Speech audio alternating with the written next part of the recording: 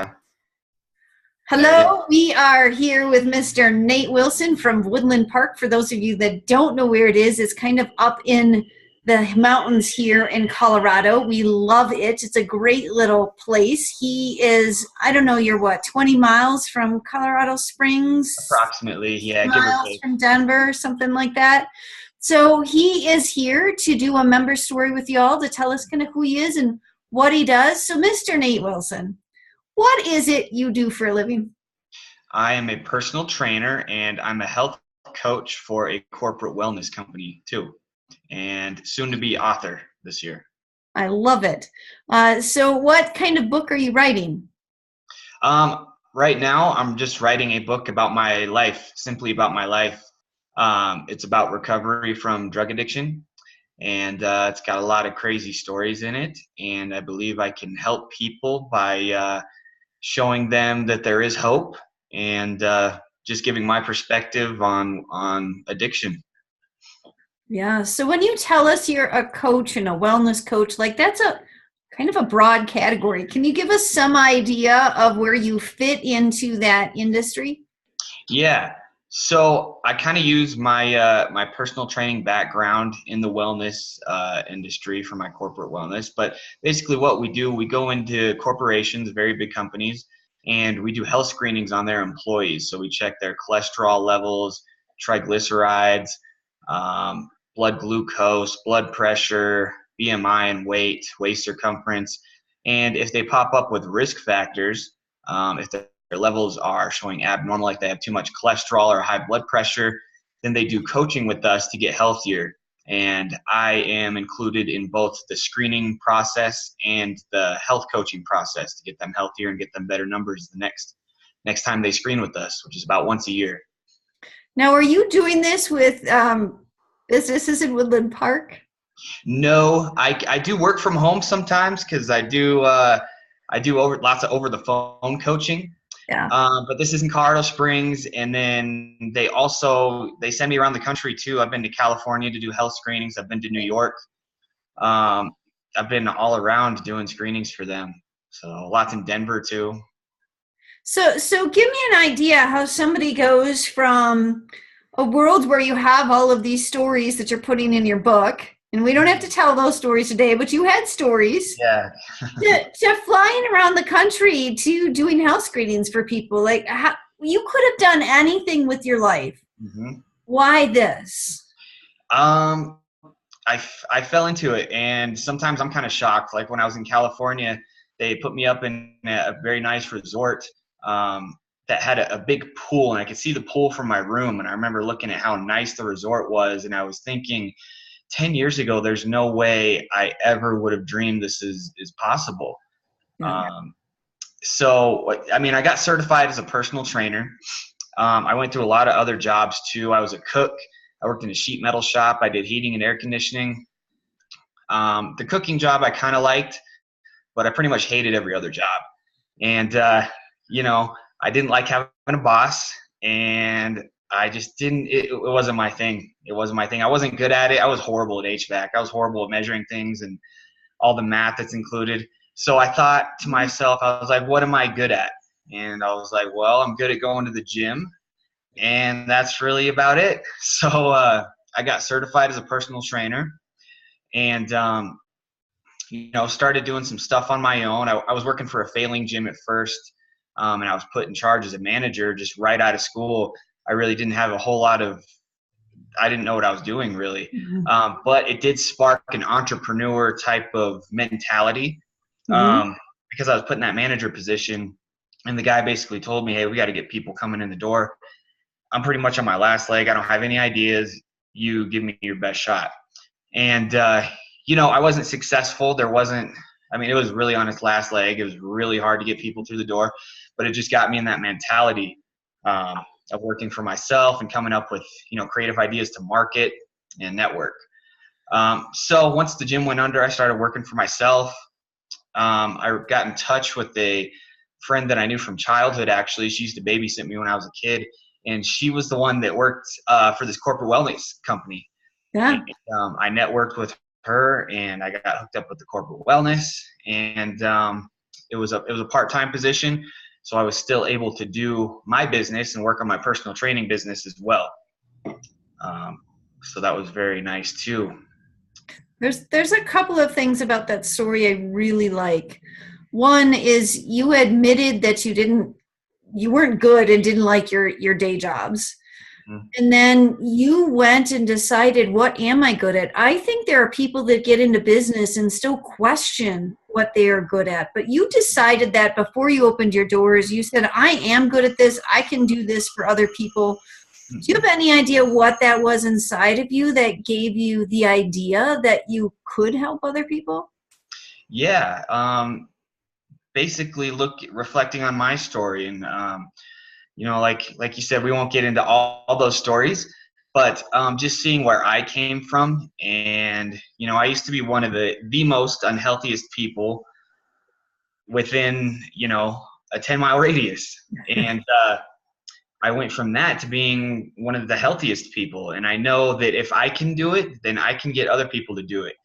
And I know what it takes to spark truly a lifestyle change. I mean, we're talking just a totally different mentality, a 180, being a totally toxic, negative person and turning into this positive person who thinks anything is possible, whether it be getting in shape, building a business, or anything like that. So I saw that I was good at that. I knew I had knowledge that other people might not have about that because of where I came from. And so I just try to implement that.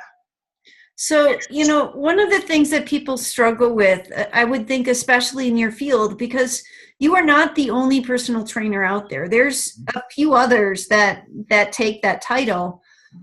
How are you different than the 80,000 other personal trainers that might be in Colorado Springs or Woodland Park? Again, I think that's a part of my story. I'm not your average. I don't have your average background, coming from drug addiction, very heavy drug addiction too. Definitely was not a recreational user. I have felonies. I'm just not your typical business owner, typical person for that matter. I don't have a typical background. And so, like I said, I can spark that change in people. If I can do it, anyone can do it. I think that really sets me apart from the rest.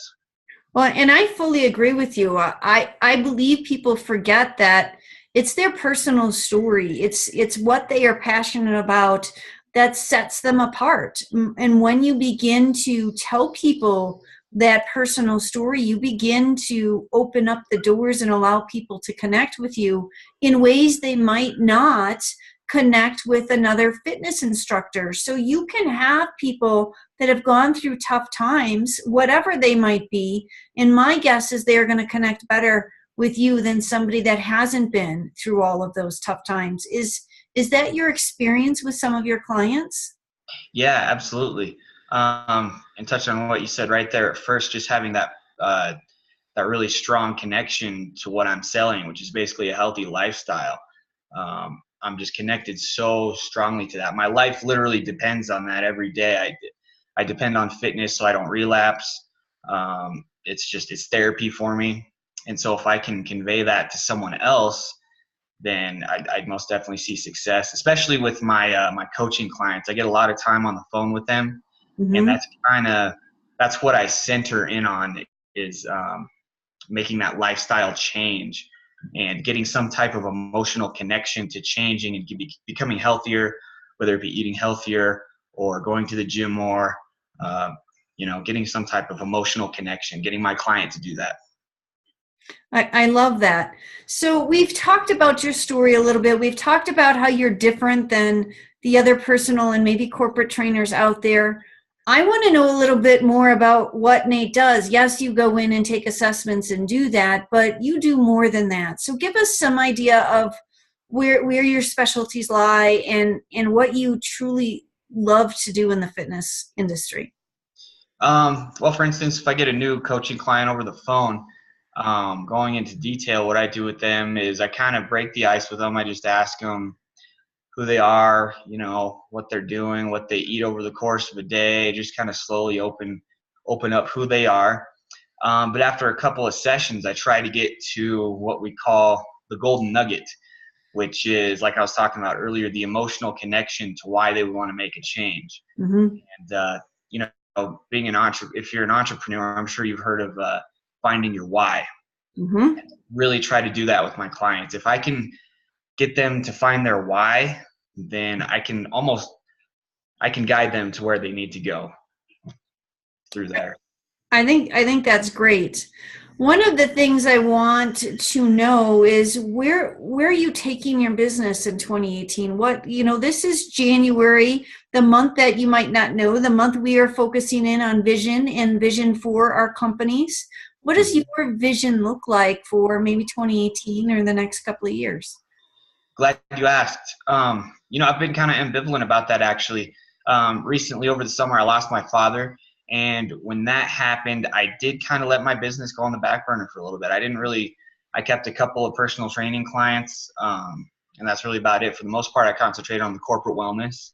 Mm-hmm. I didn't apply myself. I didn't drive myself to go find new clients. So I just wanted them handed to me, basically, which was nice to have that corporate wellness position. But Mm-hmm. for 2018, I've done a lot of thinking about that. And, I would like to grow the personal training a little bit more. And I'm also focused on trying to open an addiction treatment center. And that's kind of where I'm gearing towards now. That's kind of where I'm putting my energy at. And, when I get that open, I'll be in charge of the fitness stuff, most definitely, and probably a lot of administrative stuff. But really just doing something a little bigger. And that treatment center is really what I'd like to do. I love it. One of the things that young entrepreneurs, and I can still consider you young, you've not been doing this business for 20 years. You have been doing this business for a few. It's not like you got in there like yesterday. You have been doing this business for a little bit, but you're thinking more than I have a client, I'm spending an hour with the client, and where's my next client coming to fill that hour? You are thinking on a larger scale than that, but you're also thinking a little bit outside the normal health fitness industry. Mm-hmm. Yeah, and I think that's going to help me find success. That's going to be a hole that needs to be filled. Using health and fitness for addiction. There's a couple places out there, a couple places for adults mainly, but I'd like to work with youth. Mm-hmm. And I think again that's going to set me apart from the rest and give me an open shot to find success. Yeah. For myself, not only Go ahead. for myself, but for a lot of others. Absolutely. One of the things since you brought it up, I would love to talk about a little bit is this idea that you let your business go when you lost your dad, but it was more than that. You had a tough year last year.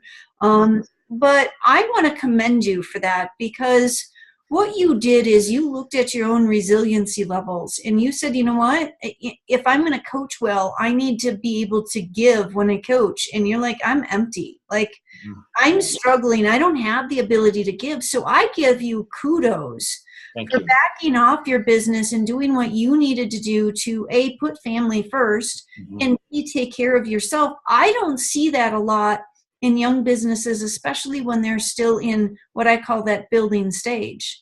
How hard was it for you to let go some of those clients that took you a long time to get?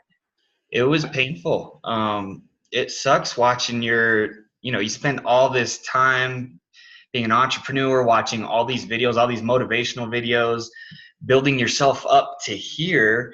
And then it takes one little thing like your dad going to the hospital, or I forgot to mention this, but my girlfriend's father died about a week after my father went into the hospital. So I had to be there for her too and her family. The hits just kept coming, but I was up here and it took something as simple as my dad going to the hospital just to totally wipe out my emotional stability, totally shook my foundation. Yeah. So it was painful because I still had the desire, I wanted to build something great. I want to get this treatment center. I want to have lots of clients. I want to do this book. The desire was there, but I didn't have the emotional drive. I didn't have the time. I was at the hospital every day, or I was spending time with my girlfriend. So it was painful to do, but I took time to heal, Yep. and now I'm trying to get back on the horse and just spark that fire again.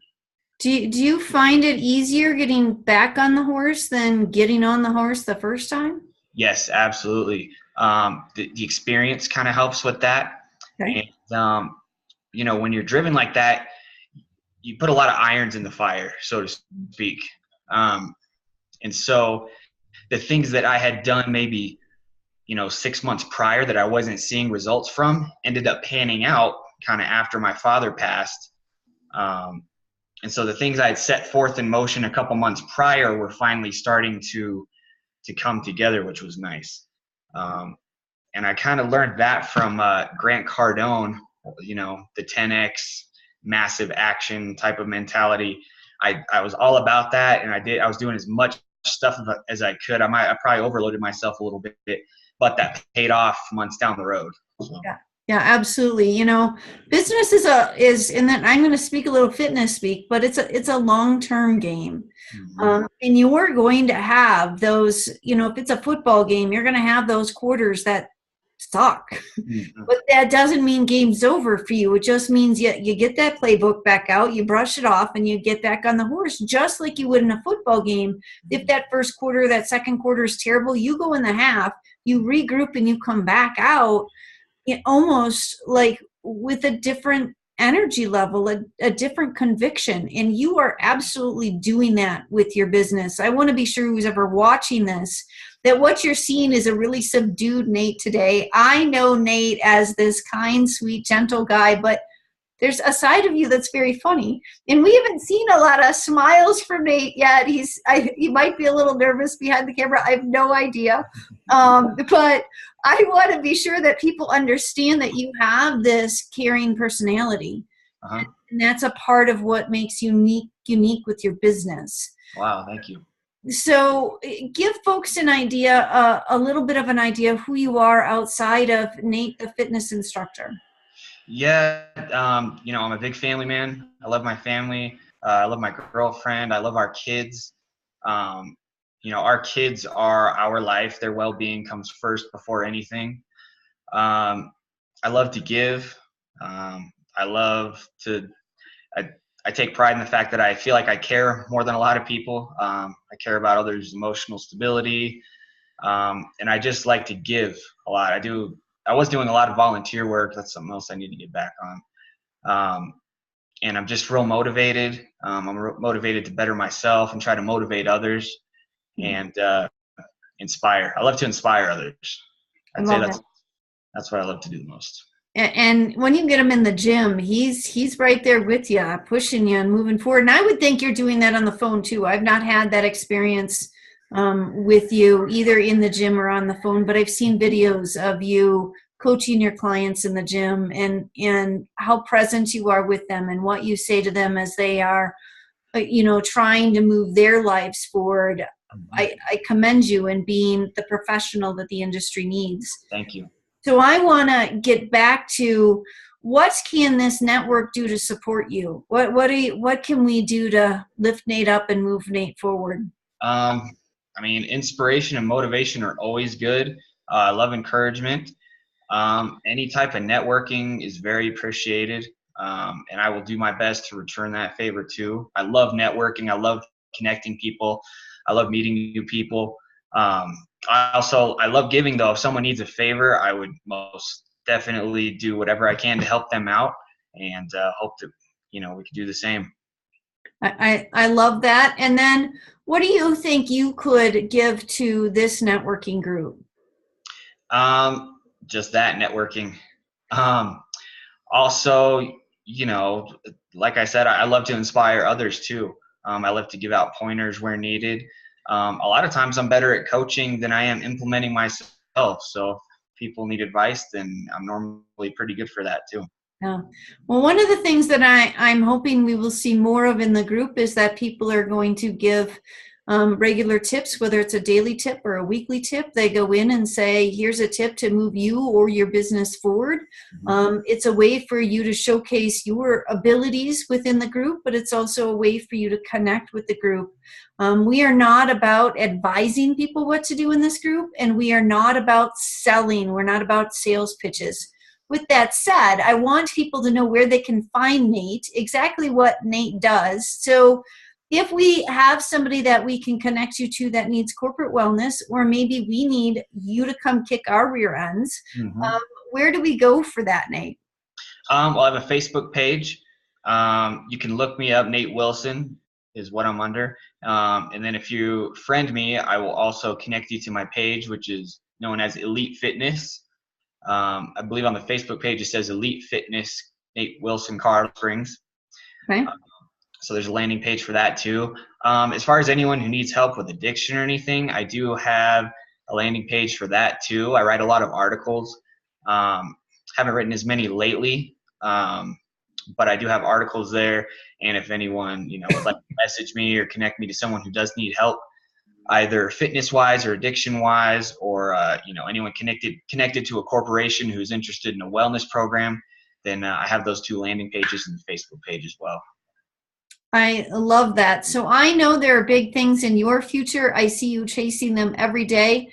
Please continue to inform us what we can do to support you. Network with the people in this group, because there are some folks that you've not been introduced to that are in this group that are in the health and wellness field, and we will continue to bring more and more of those folks in for you and for everybody else. Great. So I truly appreciate the time with you. I have a special place in my heart for you, and I'm grateful that you are in this group. And I can't wait to see you again, and best of luck to you in 2018. Thank you so much, Virginia. I appreciate your time. You're welcome. Have a good day.